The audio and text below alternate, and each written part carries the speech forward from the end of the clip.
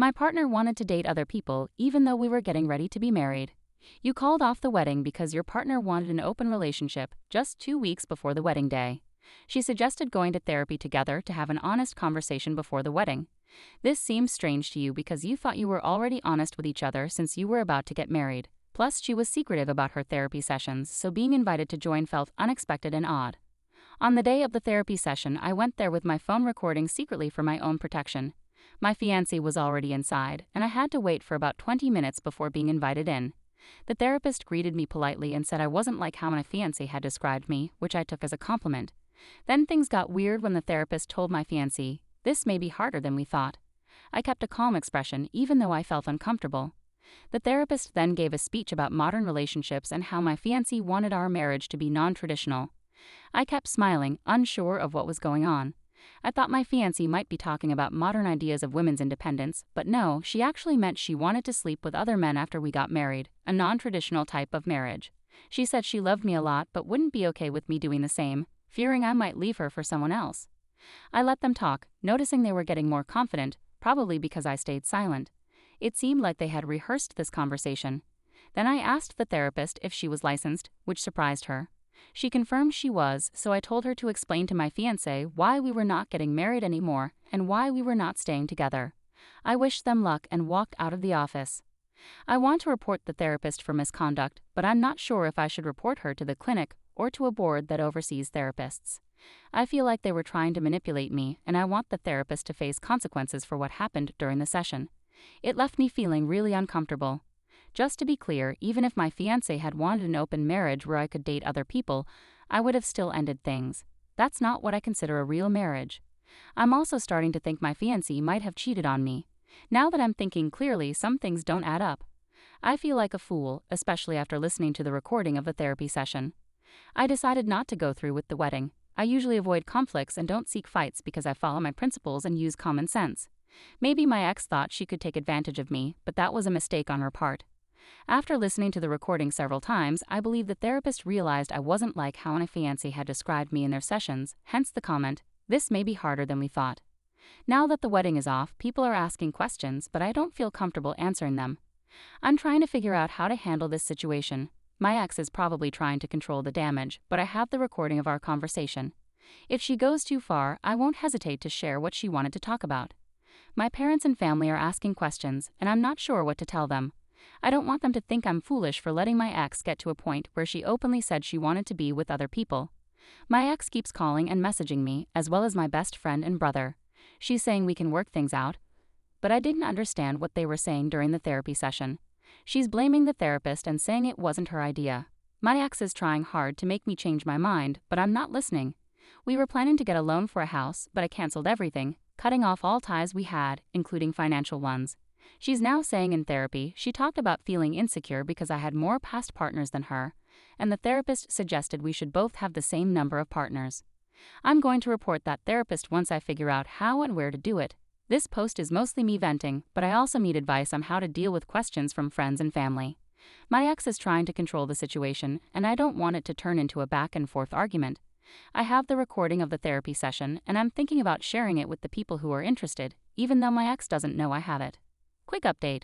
I'm at work, and I got confirmation that my ex received the journal I sent through our office courier this morning. She had to sign to confirm she got it.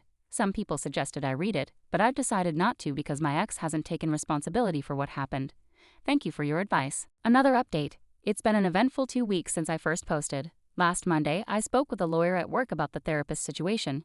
He was skeptical at first, but changed his mind after hearing the recording. He pointed out that the therapist always used we language, never attributing things directly to my ex. It was always we think, we decided, which seemed odd. He also asked me about my goals. Did I want to sue? He didn't think I had a strong case personally, which I agreed with. I never planned to sue, but rather inform the right organizations and let them handle the therapist. We decided to write 2 letters, one to the clinic where the therapist works and one to the APA since she was accredited. By Wednesday, more people at work knew about the situation, including one of the researchers. She looked up the therapist's online reviews and got in touch with 2 of her previous patients. The therapist didn't have great reviews. There were unhappy people, and they found the 2 we spoke with on social media. These patients were willing to help once we explained what happened, and their stories were similar to mine. The letters became quite detailed as we included the signed stories from the other two individuals, along with my own experience of how my ex changed after starting therapy and a thorough description of my session with the therapist. Last Friday, I had a meeting with my ex's parents at my parents' house, and we had a discussion. My ex was also there, and during the conversation, more information came out that ended up in the report about the therapist. This week, we sent the reports out. The clinic reacted by calling our office on Thursday morning, likely to check if this was a serious issue. We talked to one of their lawyers over the phone, and when they realized it was a legitimate complaint, someone in the background on their end reacted with, "Well, crap." They assured us they are taking the matter very seriously. One of my colleagues at work thinks that they might have received complaints before, but this is the first time someone has documented everything so well. Our letter also mentioned that we were reporting this to the APA, which may have added to the urgency of their response. I'm not sure what will happen as a result of this, and I consider my part in it finished. However, after talking with the other two people who saw the same therapist, I really hope she gets investigated because she seems to have some issues and a hidden agenda. She messed up their relationships too, and just to clarify, one of them was a woman.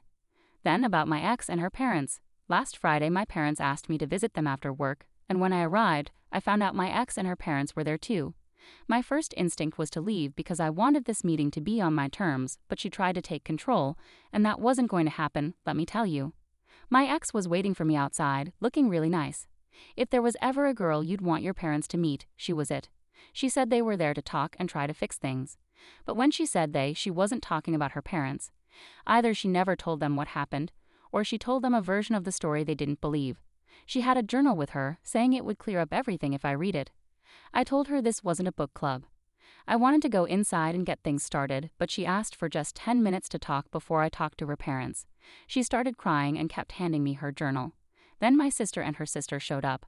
They were already there and came to check on us. So I took the journal, went inside, said hello, and left my ex in a quiet part of my parents' garden to have her talk. She left her job because of the stress and had a breakdown that didn't get better. She stopped seeing the therapist who initially focused on work issues but ended up talking only about our relationship. She hasn't told her parents why we're not together anymore, and she's seeing a new therapist now. She talked to me, shifting the conversation from her problems to ours. She said I would have control over everything: finances, access to her devices, tracking her movements, and any property we own would be in my name. She's willing to do anything to regain my trust, repeating things she said in messages over the past weeks and adding more. I don't see how that could lead to a healthy life for either of us. I asked her if she cheated, and she said she had the chance to cheat, but didn't. I believe her, but it also made me angry. Why would she put herself in a situation where cheating could happen in the first place? In a committed relationship, you don't want or look for such opportunities. It's like saying, I had the chance to harm someone today. Why were you in a situation where that could happen? And why call it an opportunity? It makes it sound like something positive. After that, our 10 minutes were up, and I said we should go talk to our parents. So we did. I asked our sisters to leave us alone because it wasn't their business. My sister wasn't happy about it, but I stood my ground. I talked to our parents and explained what happened during the therapy session, how I felt, and what I decided. I didn't mention that I had a recording because it wasn't necessary. Surprisingly, my ex confirmed everything I said. Her father was emotional, and it was tough to see. Her mother asked her why she thought they raised her this way and asked for an explanation. My ex told them a similar story. She was stressed at work, feeling depressed, and the therapy focused mainly on our relationship. The therapist suggested I wanted an open relationship and made her feel like our relationship was causing her stress. The therapist also said she might lose me if she didn't match my sexual experiences. My reaction during the session made her realize things, and she quit her job, looking for something less stressful. She's willing to do whatever it takes to win me back, and she got emotional while explaining this. My ex brought up the journal again, saying it would explain everything if I read it. She mentioned she didn't agree with the therapist's ideas but went along because the therapist had authority and experience. When our parents looked at me, I said that reading someone's private journal isn't my usual reading material unless they're a famous writer or leader. I made a big mistake with that comment. My intention was to show that private journals typically become important only when their author is well known or after they pass away. I also hoped to hint that I wasn't interested in reading her journal because it wouldn't change anything. What happened had already happened. Everyone stared at me as if I had wished harm upon my ex. The tension was palpable, so I reluctantly agreed and promised to read her journal. Sometimes you win, sometimes you lose, and then there are times you say the wrong thing and lose a little more. My ex mentioned she's seeing a new therapist and showed her parents emails confirming her appointments. He's an older man with a white beard, kind of like Freud. I looked up the new therapist online. He's married, attends conferences, and has written a few books that are on Amazon. It seems like he's a reputable professional. Then my parents asked us, "Can you kids work this out?" This was the second thing that upset me that day, as if they were treating our situation like a game and expecting us to just follow their lead. It felt like they were saying we're too young to handle our own emotions and make decisions about what we can forgive or not. We're just supposed to figure it out because we're kids. I managed to clarify my earlier comment about the Dead Poet Society, but that's how the day ended. It's been 9 years since we met and 5 years as a couple. Even with valid reasons for her actions, it's hard to imagine going back to how things were. It feels like my perception of her has shifted fundamentally. She's become someone I know a lot about but feels like a stranger in many ways. Yes, I still find her very attractive, especially after seeing her last Friday. She looked amazing, no doubt. But I also noticed it was a carefully planned appearance, her hair styled the way I like, wearing the dress and shoes I picked, a hint of the perfume I gave her, and so on. The journal sits on my nightstand, untouched. I haven't read it, and I probably never will. I did check to see if it's really a year old, and it is. The way the pages are folded and the aging of the ink confirms it. The pen attached to the journal seems to have the same ink, and the ink level matches what I'd expect for a year of use. It's not a fake. Everything about it shows it's been used for about a year. However, I don't think reading it would benefit me. It feels like a tool to mess with my mind. Although I don't believe she intended it for manipulation when she started writing a year ago. If what she said is true, her new therapist suggested sharing the journal with me. As for dealing with people curious about why the wedding is off, I've been saying we had a big disagreement we couldn't resolve. But if her sister finds out the real reason, which is likely since she's close to their mother, everyone will know the truth eventually. Why? Our parents want us to meet again next week. They think reading the journal might help us and we could start fresh because we have a long history together. They believe she'll get better with treatment. Despite her current struggles, she's still the woman I fell in love with. Our parents can see that I still care about her, even if they think I'm being dramatic. I'm not sure if I'll meet them next Friday, but she did look amazing. I want to thank everyone for their support and advice. It helped me figure out what to do about the therapist situation. As for her journal, I'm not sure whether to return it, keep it, or read it later. Update. The therapist no longer works at the clinic. It seems like the clinic might be dealing with legal issues. Someone unrelated to my situation is suing them. I don't know the full story behind it. The therapist tried to reach out to Mel but couldn't get through. I think she might have learned about my report and wanted information, but who knows for sure? Mel ignored her attempts and blocked her, not responding to any questions. There's a part of me that wonders if it was a mistake to report her, as it might attract unwanted attention from people involved in the lawsuit. Despite this concern, I can't help but feel satisfied knowing the therapist is facing consequences. For those who doubted my emotions, I hope this shows I do have them. And I hope you understand my sarcasm. As for Muriel, things are more complicated. I updated in my previous post that I decided to return her journal. I did so in a very straightforward manner, using the courier service at work to deliver it to her on Monday morning. I included a letter with the returned journal, explaining why I hadn't read it. I felt that by giving me the journal, my ex was trying to avoid responsibility, shifting the burden of understanding onto me. In response, I decided to distance myself from the situation. However, I felt regret soon after, wondering if I should have read it after all. Later that day, Mela came to my workplace. She didn't cause any trouble, she just waited patiently for me. I had to decide whether to send her away or talk with her, so we ended up having a conversation. It felt like there were many factors contributing to the breakdown of our relationship. Number 1. Stress was a major issue that I knew about but didn't fully understand the extent of. Looking back, I should have been more attentive when she sought therapy for work-related stress. However, she always reassured me that everything was fine, so I trusted her. Despite seeing a therapist, she had a breakdown at work, which she kept hidden from me and her family. Number 2. We could have had a child together. Unfortunately, she had a miscarriage. She discovered she was pregnant and wanted to surprise me with the news in a special way.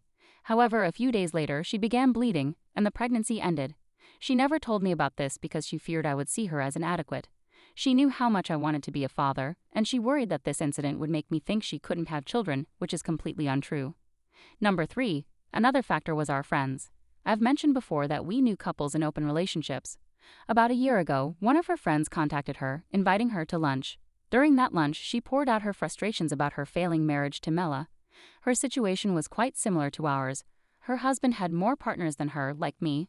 I had 26 previous partners, while her husband had a staggering 70. After they got married, he insisted on an open relationship, which made her very unhappy. She warned Mela that if she wasn't careful with me, I might follow a similar path. showing signs like her husband did before they got married. Number 4. Another shock came from our families. Both our fathers work in academia and have known each other for 30 to 35 years. They often attend work-related events together with their wives. When I met Mela, it was at one of these events, accompanying my father. I was hoping to network with a professor who could help my career. Mela was there instead of her mother due to a scheduling conflict.